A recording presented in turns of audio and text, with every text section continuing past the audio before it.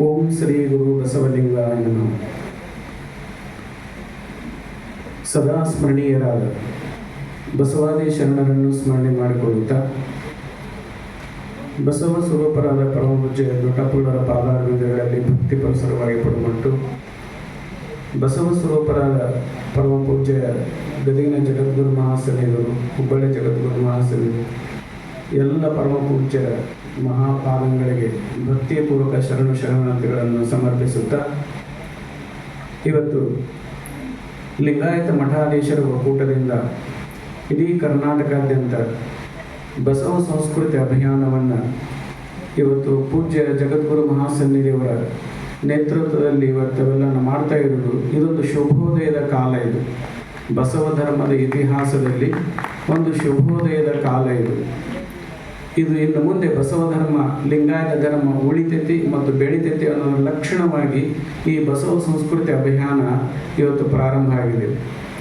ಅದಕ್ಕೆ ಇವತ್ತು ಇಲ್ಲಿವರೆಗೂ ಈ ರೀತಿಯಾಗಿ ಬಸವ ಧರ್ಮ, ಲಿಂಗಾಯತ ಧರ್ಮ ಬೆಳೆದು ಬರಲಿಕ್ಕೆ ಇದರ ಕೊಡುಗೆ ಯಾರದು ಅಂತಂದರೆ ಮಹಾಸ್ವಾಮಿಗಳು, ಅದರ ಜೊತೆಗೆ ಬಸವ ಪರ ಸಂಘಟನೆಗಳಂತ ಏನಿದಾವಲ್ಲ ಅವು ಈ ಧರ್ಮವನ್ನು ಬಹಳ ತಳಮಟ್ಟದಲ್ಲಿ ಇದನ್ನು ಬೆಳೆಸಿಕೊಂಡು ಬಂದಂಥ ಕೀರ್ತಿ ಬಸವಪರ ಸಂಘಟನೆಗಳ ಸಂತತಿ.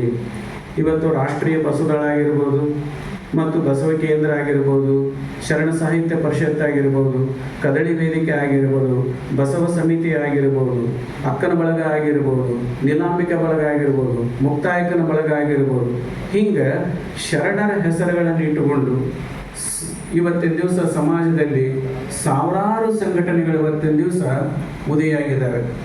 ಅವ್ರಿಗೆಲ್ಲರಿಗೆ ಏನಂತಂದರೆ ಶರಣರ ಮೇಲೆ ಒಂದು ಭಕ್ತಿ ಐತಿ, ಅವ್ರ ತತ್ವವನ್ನು ಅಪ್ಕೊಂಡೇವೆ ಅನ್ನೋ ಕಾರಣಕ್ಕಾಗಿಯೇ ಆ ಹೆಸರುಗಳನ್ನು ಇಟ್ಟುಕೊಂಡು ಆ ಕಾರ್ಯವನ್ನು ಮಾಡ್ತಾ ಇದ್ದಾರೆ. ಇದರ ಕಾರ್ಯವನ್ನು ಸುಮಾರು 30-40 ವರ್ಷದಿಂದ ಈ ಕಾರ್ಯವನ್ನು ತಳಮಟ್ಟದಲ್ಲಿ ಮನೆ ಮನೆಗೆ ಹೋಗಿ ಮಾಡ್ತಾ ಇರೋದ್ರಿಂದ ಇವತ್ತಿನ ದಿವಸ ಇಷ್ಟು ವಿಶಾಲವಾಗಿ ಬೆಳಿಲಿಕ್ಕೆ ಅದು ಕಾರಣ ಆಗೈತಿ. ಅದಕ್ಕಾಗಿ ಈ ಬಸವಪರ ಸಂಘಟನೆಗಳು ನಾವು ಕೆಲವೊಂದು ಸಲ ಇವತ್ತು ಶರಣ ಸಾಹಿತ್ಯ ಪರಿಷತ್ ಐತಿ ಮತ್ತು ಕದಳಿ ವೇದಿಕೆ ಐತಿ, ಅಕ್ಕನ ಬಳಗ ಐತಿ. ಕೆಲವು ಮಂದಿ ಅಂತಿರ್ತಾರೆ, ಎಷ್ಟರದವ ಮರ ನಿಮ್ಮ ಸಂಘಟನೆಗಳು, ಎಷ್ಟರದವಲ್ಲ ನಿಮ್ಮ ಸಂಘಟನೆಗಳು, ಒಂದಿದ್ರು ಸಾಕಾಗಿಲ್ಲ ಅಂತಾರೆ. ಹಂಗಲ್ಲದು, ಎಷ್ಟು ಸಂಘಟನೆಗಳು ಹೆಚ್ಚಿಗೆ ಹಾಕವು ಅಷ್ಟು ಈ ತತ್ವ ಮನೆ ಮನೆಗೆ ಬೇಗ ಮೂಡ್ತೈತಿ. ಈಗ ಒಂದು ಸಂಘಟನೆಯಲ್ಲಿ ಒಂದು 10 ಜನ ಅದಕ್ಕೆ ಮೆಂಬರ್ ಅದಾರ ಅಂತ, 10 ಜನ ಮೆಂಬರು 10 ಮಂದಿ ಅಷ್ಟೇ ತಯಾರಾಗ್ತಾರೆ ಅದರಲ್ಲಿ.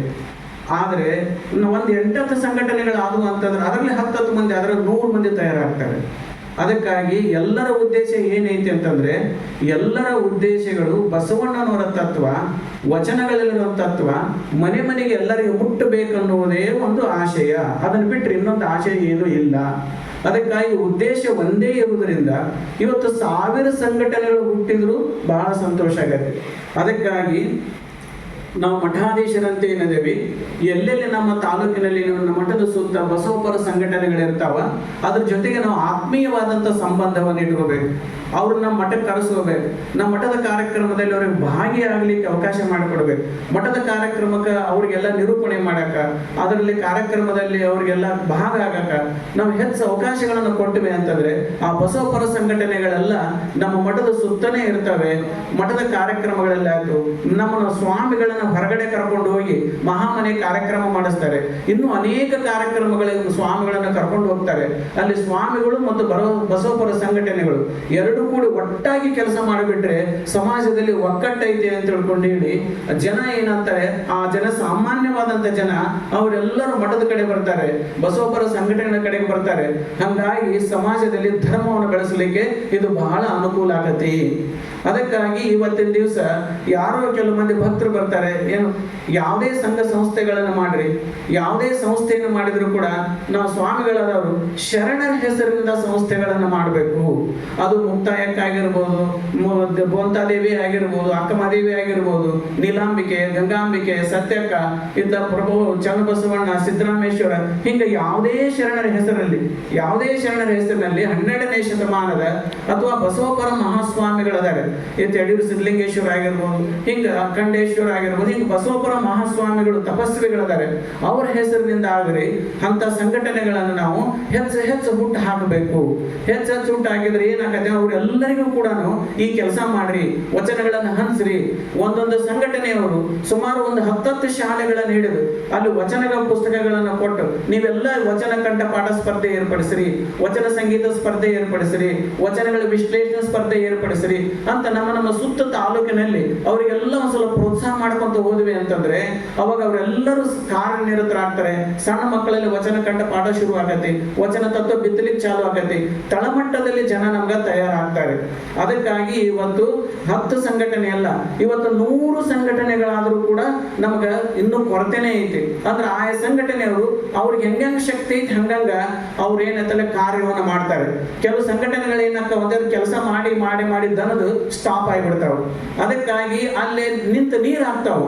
ಅದಕ್ಕಾಗಿ ಮತ್ತೆ ಹೊಸ ಸಂಘಟನೆ ಹುಟ್ಟುಕೊಂಡು ಅಂತಂದ್ರೆ ಆ ಸಂಘಟನೆಗಳು ಏನ್ ಮಾಡ್ತಾರೆ, ಮತ್ತೆ ಚಾಲನೆಯನ್ನು ಕೊಡ್ತಾರೆ, ಹೊಸ ಹುರುಪು ಇರ್ತೈತಿ, ಮತ್ತೆ ಅವ್ರ ಕೆಲಸಗಳನ್ನು ಮಾಡ್ಲಿಕ್ಕೆ ಪ್ರಾರಂಭ ಮಾಡ್ತಾರೆ.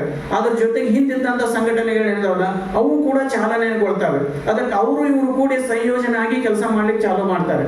ಅದಕ್ಕಾಗಿ ಯಾವತ್ತೂ ಕೂಡ ಬಸವಪರ ಸಂಘಟನೆಗಳು ನಾವೆಲ್ಲಿದ್ದೀವಿ ಅವೆಲ್ಲ ನಮ್ಮವಂತ ತಿಳ್ಕೋಬೇಕು. ನಮ್ಮವಂತ ತಿಳ್ಕೊಂಡು ಅವರಿಗೆ ಆತ್ಮೀಯವಾದಂತ ಸಂಬಂಧವನ್ನ ನಾವು ಸಾಧಿಸಬೇಕು.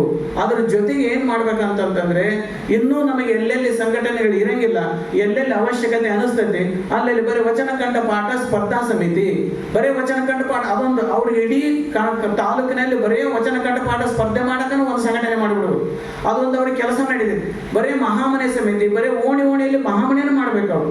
ಹಿಂಗ ಒಂದೊಂದು ಕಾರ್ಯವನ್ನ ಒಂದೊಂದು ಸಮಿತಿ ನಾವು ನಮ್ಮ ತಾಲೂಕಿನಲ್ಲಿ ನಮ್ಮ ಮಠಗಳಿಂದ ಒಂದು ಹುಟ್ಟುಗಳನ್ನು ಹಾಕಿ ಇಡೀ ವರ್ಷ ತುಂಬ ಎಲ್ಲಾ ಶಾಲೆಗಳಿಗೆ ಹೋಗ್ಬೇಕು. ವಚನ ಕಂಠ ಪಾಠ ಸ್ಪರ್ಧಾ ಸಮಿತಿ ಇದನ್ನ ಮಾಡ್ಕೊಂಡು ನಾವೇನ್ ಮಾಡ್ಬೇಕಂದ್ರೆ ಆ ಸಮಿತಿ ಕೆಲಸ ಏನಂದ್ರೆ ಬರೀ ವಚನ ಕಂಠ ಪಾಠ ಮಾಡೋದು, ಅದೊಂದು ಪೂರ್ತಿ ಒಂದು ಕೆಲಸ ಮಾಡಕ್ ಚಾಲೂ ಮಾಡ್ತಾರೆ.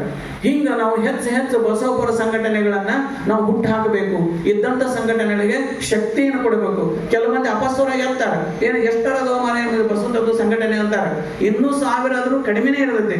ಅದಕ್ಕಾಗಿ ಬಸವಪರ ಸಂಘಟನೆಗಳೇನದಲ್ಲ ಯಾವತ್ತೂ ಬಸವಪರ ಮಹಾಸ್ವಾಮಿಗಳಿಗೆ ಅವರ ಕಾರ್ಯಕ್ರಮಗಳಿಗೆ ನಾವೆಲ್ಲ ಬರಮಾಡ್ಕೊಂತ ಇದ್ವಿ ಅಂತಂದ್ರೆ ಅವ್ರ ಮಠದ ಸುತ್ತಮುತ್ತ ನಮ್ಮ ಕಾರ್ಯಕ್ರಮ ಮಠ ಅಂತಂದ್ರೆ ಏನು, ಮಠ ಅಂತಂದ್ರೆ ಬಸವ ತತ್ವಗಳನ್ನ ಪ್ರಚಾರ ಮಾಡುವಂತ ಒಂದು ಕೇಂದ್ರಗಳು.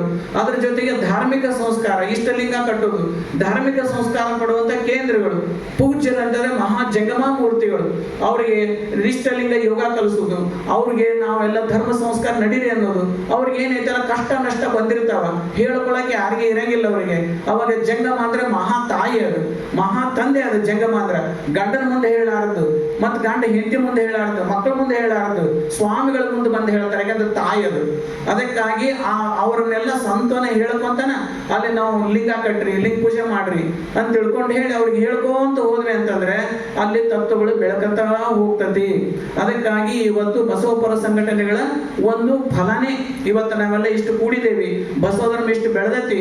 ಇವತ್ತು ಲಿಂಗಾಯತ ಜಾಗತಿಕ ಮಹಾಸಭಾ ಅಂತ ಆಗಿರ್ಲಿಲ್ಲ ಅಂತಂದ್ರೆ ಇದು ಇಷ್ಟು ಬೆಳಿತಿದ್ದಿಲ್ಲ. ಇದು ಮತ್ತು ಮಠಾಧೀಶರ ಒಕ್ಕೂಟ ಒಂದು ಸಮಾವೇಶ ಆಗ್ಲಿಲ್ಲ ಅಂದ್ರೆ ಇಷ್ಟೆಲ್ಲ ಒಕ್ಕಟ್ಟಾಗಿ ಬೆಳಿತಿದ್ದಿಲ್ಲ. ಇದು ಈ ಸಂಘಟನೆಗಳೇ ಇವತ್ತಿನ ದಿವಸ ಏನಾಗೈತೆ ಅಂದ್ರೆ ಬಸವಣ್ಣವರ ತತ್ವವನ್ನು ಪ್ರಸಾರ ಮಾಡ್ಲಿಕ್ಕೆ ಒಂದು ಜೀವಾಳಾಗೈತಿ. ಅದಕ್ಕೆ ಆ ಸಮಿತಿಯಲ್ಲಿ ಇದ್ದಂಥವ್ರು ಆ ತತ್ವಕ್ಕೆ ಭದ್ರಾಗಿ ನಿಂತಿರ್ತಾರೆ, ಆ ತತ್ವಕ್ಕೆ ಭದ್ರಾಗಿ ನಿಂತಿರ್ತಾರೆ. ಹಿಂಗಾಗಿ ಸಂಘಟನೆ ಗಟ್ಟಿ ಆಗ್ತವೆ. ಈ ಸಂಘಟನೆಯಲ್ಲಿ ಮಾಡೋದು ಗಟ್ಟಿ ಆದ್ರಂತ ಉಳಿದವರೆಲ್ಲ ಗಟ್ಟಿ ಹಾಕೋ ಅಂತ ಬರ್ತಾರೆ. ಅದಕ್ಕೆ ಸಂಘಟನೆಯ ಮಹತ್ವ ಬಹಳ ಮುಖ್ಯ ಐತಿ. ಕಲಿಯುಗದಲ್ಲಿ ಸಂಘಟನೆಯೇ ಒಂದು ದೊಡ್ಡ ಶಕ್ತಿ. ಅದಕ್ಕಾಗಿ ಹಿಂದೆ ಮಂತ್ರ ಶಕ್ತಿ ಇತ್ತು, ಆ ಜನಶಕ್ತಿ ಬಲಶಕ್ತಿ, ಅದಕ್ಕಿಂತಲೂ ಇವತ್ತಿನ ದಿವಸ ಸಂಘಟನೆಯೇ ಒಂದು ದೊಡ್ಡ ಶಕ್ತಿ. ಅದಕ್ಕಾಗಿ ಇನ್ನೂ ಹೆಚ್ಚು 100 ಸಂಘಟನೆಗಳನ್ನ ಮಾಡಿದ್ರು ಕೂಡ ಒಂದೇ ಒಂದು ಉದ್ದೇಶ ಏನಂತಂದ್ರೆ ಬಸವಣ್ಣವರ ತತ್ವ ಇದು ಪ್ರಸಾರ ಆಗಬೇಕು ಅನ್ನೋದೊಂದೇ ಒಂದು ಉದ್ದೇಶದಿಂದ ಇವತ್ತು 100 ಸಂಘಟನೆಗಳು ಹುಟ್ಟುಕೊಂಡಿದ್ದಾವೆ. ಆ ಸಂಘಟನೆಗಳನ್ನ ನಾವೇನ್ ಮಾಡ್ಬೇಕಂತಂದ್ರೆ ಶಕ್ತಿಯನ್ನು ತುಂಬುವಂತ ಕಾರ್ಯವನ್ನ ನಾವು ಮಾಡಬೇಕು ಅಂತ ನನಗೆ ಅನಿಸ್ತದೆ. ಇವತ್ತು ನಮ್ಮ ಎಲ್ಲ ಮಹಾಸ್ವಾಮಿಗಳು, ಇವತ್ತು ಮಹಾಸ್ವಾಮಿಗಳ ದರ್ಶನ ಆಯ್ತು, ನಿಮ್ಮ ಆಶೀರ್ವಾದ, ತಮ್ಮೆಲ್ಲರ ಆಶೀರ್ವಾದದಿಂದಲೇ ಇವತ್ತು ಧರ್ಮ ಬೆಳೆದು ಧರ್ಮ ಪುರುಷರು, ಧರ್ಮದ ಪ್ರತಿನಿಧಿಯಿಂದಲೇ ನಾವು ಸ್ವಾಮಿಗಳಿದ್ದೇವೆ. ಇವತ್ತು ಒಂದು ಮಾತನ್ನ ನಾನು ಹೇಳಲಿಕ್ಕೆ ಇಷ್ಟ ಇಷ್ಟಪಡ್ತೇನೆ. ನಾವೆಲ್ಲರೂ ಲಿಂಗವನ್ನು ಕಟ್ಟಿಕೊಂಡಂತ ಲಿಂಗಾಯತ ಮಹಾಸ್ವಾಮಿಗಳು ಒಂದು ಘಟನೆಯನ್ನು ನಾನು ಹೇಳ್ತೇನೆ. ಒಂದು ಘಟನೆಯನ್ನು ಹೇಳಿದ ಮೇಲೆ ಉಳಿದದ್ದೆಲ್ಲ ತೀರ್ಮಾನ ನಿಮಗೆ ಬಿಟ್ಟುಬಿಡ್ತೇನೆ. ನಾನು ಭಾಳ ಏನು ಹೇಳಕ್ ಹೋಗೋದಿಲ್ಲ, ಯಾಕಂದ್ರೆ ಎಲ್ಲ ಇವತ್ತು ಕಾಲ ಬಹಳ ಸೂಕ್ಷ್ಮ ಐತಿ. ಯಾವುದನ್ನು ಒಡೆದು ಹೇಳುವಂತದ್ದು ಇವತ್ತಿಲ್ಲ, ಆದ್ರೆ ತಿಳ್ಕೊಳ್ಳುವಂತದ್ದು ಐತಿ. ಅದಕ್ಕಾಗಿ ಒಂದು ಮಾತನ್ನ ನಾನು ಹೇಳ್ತೇನೆ. ಏನಂತಂದ್ರೆ, ಹಿಂದೆ ನಮ್ಮ ಮುರುಘಾ ಮಠದ ಮಹಾನ್ ತಪಗಳಿದ್ರು, ಬಹಳ ತತ್ವನಿಷ್ಠರು, ಬಹಳ ತಪಸ್ವಿಗಳು. ಮುರುಘಾ ಮಠದ ಮಹಾನ್ ತಪಗಳಿದ್ದಾಗ ಒಂದ್ಸಲ ಅವ್ರಿಗೆ ಗಣಪತಿ ಗುಡಿಯನ್ನು ಉದ್ಘಾಟನೆ ಮಾಡಕ್ ಕರೆದ್ರು. ಅವಾಗ ಗಣಪತಿ ಗುಡಿ ಉದ್ಘಾಟನೆ ಮಾಡಕ್ ಕರೆದ್ರು. ಅವರೆಲ್ಲ ಬೆಳಗ್ಗೆಲ್ಲ ಪೂಜೆಗೆ ಮಾಡಿ ಉದ್ಘಾಟನೆ ಆಯ್ತು. ಮುಂದೆ ಮಹಾನ್ ತಪಗಳ ಕಡೆಯಿಂದ ಅವರು ಒಂದು ರಿಬ್ಬನ್ ಕಟ್ ಮಾಡಿಸಿದ್ರು. ರಿಬ್ಬನ್ ಕಟ್ ಮಾಡಿಸಿದ ಮೇಲೆ ಕೆಲ ಮಂದಿ ಏನಂದ್ರು, ಗುಡಿ ಒಳಗೆ ಒಳಗೆ ಬರ್ರಿ ಅಂತ ಕರೆದ್ರು. ಅವಾಗ ಅಲ್ಲಿ ಇದ್ದಂಥವ್ರು ಏನ್ ಮಾಡಿದ್ರು, ಬೇಡ ಬೇಡ ಬೇಡ ಬೇಡ ಬೇಡ ಅಂತಂದ್ರೆ ಅವ್ರು ಒಳಗೆ ಬಿಡ್ಲೇ ಇಲ್ಲ. ಮಹಾನ್ ತಪೋಗಳನ್ನ ಬಿಡ್ಲೇ ಸಾಕಿಲ್ಲಿಗೆ.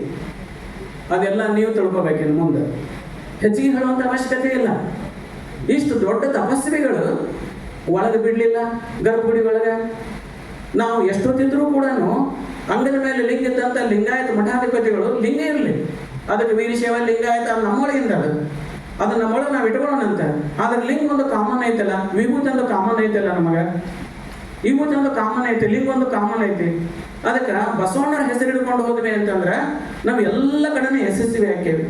ಅದಕ್ಕಾಗಿ ಈ ಲಿಂಗ ಮತ್ತು ಧರ್ಮ ಎರಡೂ ನಮಗೆ ಬಸವಣ್ಣವ್ರು ಕೊಟ್ಟಿದ್ದಾರೆ. ಇಷ್ಟು ಸ್ಪಷ್ಟವಾಗಿ ನಾವು ತಿಳ್ಕೊಂಡು ಇವತ್ತು ನಾವು ಎಲ್ಲೇ ಹೋಗ್ಲಿ, ನಾವು ನಮ್ಮ ಧರ್ಮವನ್ನು ಬಿಟ್ಟು ನಾವು ಹೋದ್ವಿ ಅಂದ್ರೆ, ಲಿಂಗಾಯತ ಧರ್ಮವನ್ನು ಬಿಟ್ಟು ನಾವು ಹೋದ್ವಿ ಅಂತಂದ್ರೆ, ನಾವಲ್ಲಿ ಲಿಂಗಾಯತರಂತ ನಮ್ಮ ಪರಿಗಣಿಸಂಗಿಲ್ಲ, ಒಂದು ಧರ್ಮೀಯರಂತ ಪರಿಗಣಿಸಂಗಿಲ್ಲ, ನಮ್ಮನ್ನು ಶೂದ್ರ ಅಂತ ಪರಿಗಣಿಸ್ತಾರೆ. ಇದನ್ನ ನಾವು ಸ್ಪಷ್ಟವಾಗಿ ಅರ್ಥ ಮಾಡ್ಕೋಬೇಕು. ನಾವು ಶೂದ್ರರೇ, ನಾವು ಲಿಂಗಾಯತರಾದವರು ಬ್ರಾಹ್ಮಣರಲ್ಲ, ನಮ್ಮನ್ನು ಬ್ರಾಹ್ಮಣರೊಳಗೆ ಸೇರಿಸ್ಕೊಳ್ಳೋದಿಲ್ಲ. ನಾವು ಲಿಂಗಾಯತರಾದವರು ಕ್ಷತ್ರಿಯರಲ್ಲ, ನಮ್ಮನವರು ಕ್ಷತ್ರಿಯ ಧರ್ಮ ಸೇರಿಸ್ಕೊಳ್ಳೋದಿಲ್ಲ. ನಾವು ವೈಶ್ಯರಲ್ಲ, ಲಿಂಗಾಯತರಾದವರು ವೈಶ್ಯರಲ್ಲ, ನಮ್ಮನ್ನ ವೈಶ್ಯದಲ್ಲಿ ಸೇರಿಸ್ಕೊಳ್ಳಂಗಿಲ್ಲ. ನಮಗಿರುವುದೇ 4ನೇ ಡಬ್ಬಿ, ಯಾವುದು ಶೂದ್ರ. ಆ ಡಬ್ಬಿಯಲ್ಲೇ ನಾವು ಇರ್ಬೇಕಾಗತಿ. ಆ ಶೂದ್ರನ ಲಕ್ಷಣ ಏನು ನಮಗೆಲ್ಲ ಗೊತ್ತೈತಿ. ಮನುಸ್ಮೃತಿಯಲ್ಲಿ ಶೂದ್ರ ಹೆಂಗ ಅನ್ನೋದು ಗೊತ್ತೈತಿ, ಮನುಸ್ಮೃತಿಯಲ್ಲಿ ಶೂದ್ರನ ಸ್ಥಾನ ಏನನ್ನೋದು ಗೊತ್ತೈತಿ. ಒಳ್ಳೆ ನಾವು ಎಲ್ಲಿಗೆ ಬರ್ತೇವಿ, ಬಸವಣ್ಣವರು ಈ ಡಬ್ಬಿಯಿಂದ ತೆಗೆದು ನಮ್ಮನ್ನು ಅವರೆಲ್ಲ ಎತ್ತರದ ಸಮಾನಕ್ಕೆ ಕರ್ಕೊಂಡು ಹೋದ್ರು. ನಮ್ಮನ್ನ ಲಿಂಗ ಕೊಟ್ಟು, ಧರ್ಮ ಕೊಟ್ಟು, ವಿಭೂತಿ ಕೊಟ್ಟು, ರುದ್ರಾಕ್ಷಿ ಕೊಟ್ಟು, ಅಂಗದ ಮೇಲೆ ಲಿಂಗ ಕೊಟ್ಟು, ಲಿಂಗಾಯತ ಧರ್ಮ ಸ್ವತಂತ್ರ ಧರ್ಮ ಮಾಡಿ ಇವರೆಲ್ಲರಿಗಿಂತಲೂ ಮ್ಯಾಲ ಹೋಗುವಂಗ ಬಸವಣ್ಣವ್ರಂಗ ಮಾಡಿದ್ರು. ಈ ಬಂಧನದಿಂದ ಹೊರಗಡೆ ತೊಗೊಂಬಂದ ಮೇಲೆ ನಾವೇನ್ ಮಾಡ್ತೇವೆ, ಮತ್ತೆ ಒಳ್ಳೆ ನಮಗ ಪ್ರಜ್ಞೆ ಇರ್ಲಾರ್ದಂಗಾಗಿ ಇಡೀ ನಮ್ಮ ಲಿಂಗಾಯತ ಸಮಾಜ ಏನಾಗೈತೆ ಅಂದ್ರೆ ಮತ್ತೆ ಶೂದ್ರ ವರ್ಗಕ್ಕೆ ಹೊಕ್ಕೇನಂತಾರೆ. ಏನ್ ಮಾಡಕ್ಕಾಗತಿ, ಅಲ್ಲಂಪ್ರದರ್ ಅಂತಾರೆ, ಪಾಯಸವ ಜರಿದು ಮಧ್ಯವ ಕುಡಿದ್ರೆ ಆರೇನು ಮಾಡೋರು ಅಂತಾರೆ. ಅದಕ್ಕಾಗಿ ನಮ್ಮಲ್ಲೇ ಒಂದು ಸ್ವಲ್ಪ ಪ್ರಜ್ಞೆ ಬೇಕಾಗತಿ. ಅದಕ್ಕೆ ನಮ್ಮ ಭಕ್ತ ವರ್ಗದ ನಮ್ಮ ಸ್ವಾಮಿಗಳೆಲ್ಲ ಬಹಳ ಪ್ರಜ್ಞಾವಂತರಿದ್ದಾರೆ, ಬಹಳ ಧರ್ಮನಿಷ್ಠರಿದ್ದಾರೆ, ಧರ್ಮದ ಅಭಿಮಾನಿಗಳಿದ್ದಾರೆ, ಲಿಂಗಾಯತ ಧರ್ಮದ ಅಭಿಮಾನಿಗಳಿದ್ದಾರೆ. ಏನು ಬೇಕಾದ ತ್ಯಾಗ ಮಾಡುವಂತ ಮನಸ್ಸು ನಮ್ಮ ಮಹಾಸ್ವಾಮಿಗಳಿಗೆ ಐತಿ. ಅದಕ್ಕಾಗಿ ಇದರಲ್ಲಿ ನಮಗೊಂದು ಧೈರ್ಯ ಬೇಕು. ಧೈರ್ಯ ಮಾಡಿ ನಾವೇನ್ ಮಾಡ್ಬೇಕಂದ್ರೆ ನಮ್ಮ ಭಕ್ತಾದಿಗಳಿಗೆ ಈ ಪ್ರಜ್ಞೆಯನ್ನ ಮೂಡಿಸ್ಬೇಕು. ಅದಕ್ಕಾಗಿ ಪ್ರಜ್ಞೆ ಮೂಡಿಸುವುದಕ್ಕಾಗಿ ಏನ್ ಬೇಕಂತಂದ್ರೆ ಸಂಘಟನೆಗಳು ಬೇಕು. ಆ ಸಂಘಟನೆಗಳ ಮೂಲಕವಾಗಿ ನಾವು ಜನರಲ್ಲಿ ಈ ಪ್ರಜ್ಞೆಯನ್ನ ಮೂಡಿಸಬೇಕಾಗತ್ತೆ. ಅದಕ್ಕಾಗಿ ಆ ದೃಷ್ಟಿಯಿಂದ ಅನೇಕ ಬಸವಪರ ಸಂಘ ಈ ಸಂಘಟನೆ ಇನ್ನೂ ಸಾಲದು. ಇನ್ನು ತಮ್ಮ ಕರ್ತೃತ್ವ ಶಕ್ತಿಯಿಂದ ಎಲ್ಲ ಮಹಾಸ್ವಾಮಿಗಳು ತಮ್ಮ ಮಠಗಳಲ್ಲಿ, ತಮ್ಮ ಊರುಗಳಲ್ಲಿ ಇನ್ನೂ 100 ಬಸವಪರ ಸಂಘಟನೆಗಳನ್ನ ತಾವೆಲ್ಲ ಹುಟ್ಟು ಹಾಕಬೇಕು. ಅದರ ಮೂಲಕವಾಗಿ ಗಲ್ಲಿಗೆ, ಹಳ್ಳಿಗೆ, ಈ ಗ್ರಾಮೀಣ ಪ್ರದೇಶದಲ್ಲಿ ಬಸವ ತತ್ವ ಪ್ರಸಾದ ಗ್ರಾಮೀಣ ಸಮಿತಿ ಅಂತ ಮಾಡೋದು. ಅವ್ರು ಬರೀ ಹಳ್ಳಿಗೆ ಹೋಗೋದು.